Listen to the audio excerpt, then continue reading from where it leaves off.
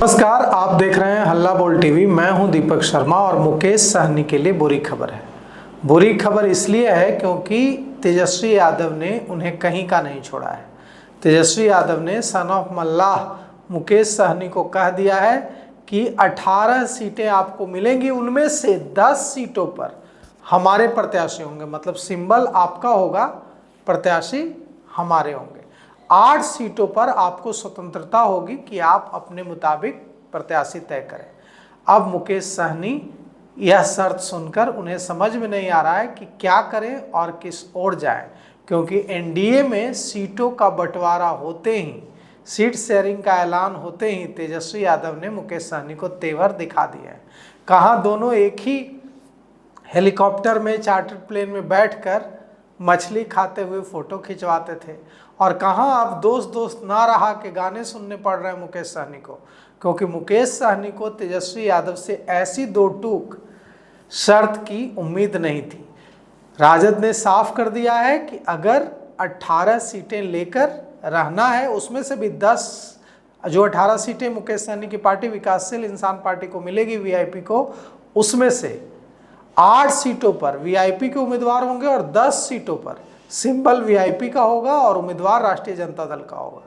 तो राष्ट्रीय जनता दल ने, तेजस्वी यादव ने साफ साफ कह दिया है कि अगर इस शर्त के साथ आपको मंजूर है तो हमारे साथ रहिए, अगर मंजूर नहीं है तो आप निर्णय लेने के लिए स्वतंत्र हैं। अब मुकेश सहनी कहाँ जाएंगे?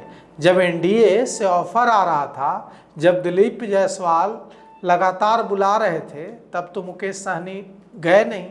उन्होंने कहा कि हमें महागठबंधन में मुख्यमंत्री कैंडिडेट तेजस्वी यादव होंगे और उप मुख्यमंत्री कैंडिडेट मैं होऊंगा। लेकिन अब जैसे ही एनडीए में सीटों की शेयरिंग का ऐलान हुआ है, मुकेश सहनी को तेजस्वी यादव ने दो टूक कह दिया है। उधर एनडीए के नेताओं ने साफ कर दिया है कि अब तो रास्ता बंद हो गया। अब मुकेश सहनी क्या करेंगे? उनके पास क्या ऑप्शन है? उनके पास एक ही ऑप्शन है कि वे तेजस्वी यादव जो भी शर्त रखें उसे माने और रहें। लेकिन क्या मुकेश सहनी कोई बड़ा फैसला लेंगे? क्या मुकेश सहनी इस शर्त को स्वीकार नहीं करेंगे? यह तो मुकेश सहनी को तय करना है। लेकिन इस बीच कांग्रेस ने बड़ा ऐलान कर दिया है। कांग्रेस ने क्या ऐलान किया है? कांग्रेस ने कह दिया है अपने 76 कैंडिडेट्स को कि आप जाकर नामांकन दाखिल कीजिए। जब तक सीटों का बंटवारा होगा, तब उसके बाद अगर वो सीटें हमारे कोटे में नहीं आएंगी तो आप नामांकन वापस ले लीजिएगा। लेकिन अभी अपने 76 कैंडिडेट्स को कांग्रेस नेतृत्व ने कह दिया है कि आप जाकर नामांकन दाखिल करें।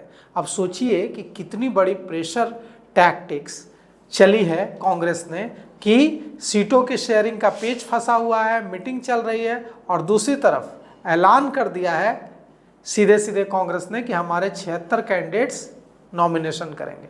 अब जो ये 76 कैंडिडेट, हालांकि इस शर्त के साथ नॉमिनेशन करने के लिए कहा गया है नेताओं को कि अगर सीट बंटवारा हो जाता है और सीट बंटवारा फेल हो जाता है, तब तो 76 क्या 243 सीटों पर लिस्ट फाइनल कर रखी है कांग्रेस ने, 243 सीटों पर उतार देगी अपने कैंडिडेट्स।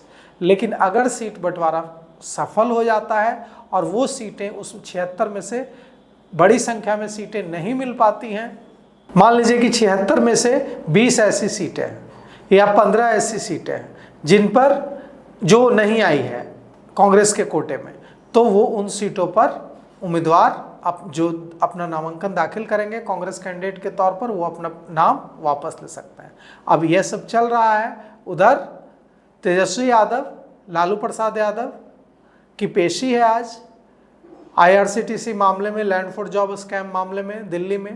पेशी के बाद उनकी मीटिंग हो सकती है नहीं, होगी ही, राहुल गांधी के साथ और कांग्रेस के राष्ट्रीय अध्यक्ष मल्लिकार्जुन खड़गे और लोकसभा नेता प्रतिपक्ष राहुल गांधी के साथ। और इस मीटिंग में अंतिम कोशिश होगी कि सीट बंटवारों पर सहमति बन जाए और ऐलान कर दिया जाए। इधर बिहार कांग्रेस के प्रभारी कृष्णा अल्लावरू काफ़ी परेशान हैं, क्योंकि उन्हें उम्मीद नहीं थी कि इतनी ज़्यादा मशक्क़त उन्हें करनी पड़ेगी सीटों के बंटवारे को फाइनलाइज करने में।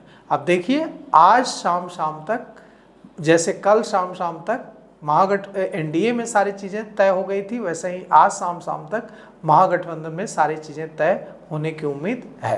तो फिलहाल इस पेशकश में इतना ही। आगे की खबरों के लिए देखते रहिए हल्ला बोल टीवी। शुक्रिया।